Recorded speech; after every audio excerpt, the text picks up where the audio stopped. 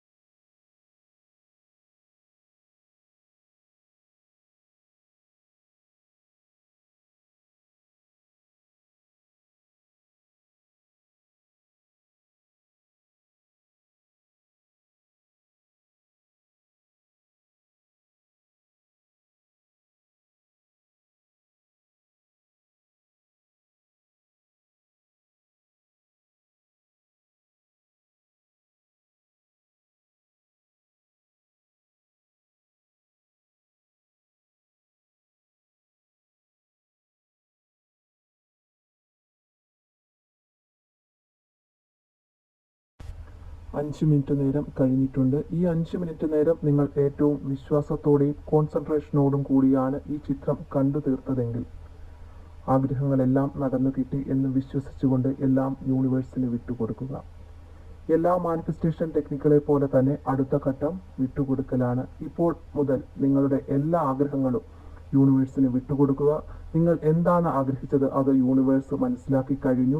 നിങ്ങളുടെ എനർജിയിൽ ഒരു ഷിഫ്റ്റ് ഉണ്ടായതുകൊണ്ട് തന്നെ യൂണിവേഴ്സ് മനസ്സിലാക്കി കഴിഞ്ഞു എന്ന് വിശ്വസിക്കുക.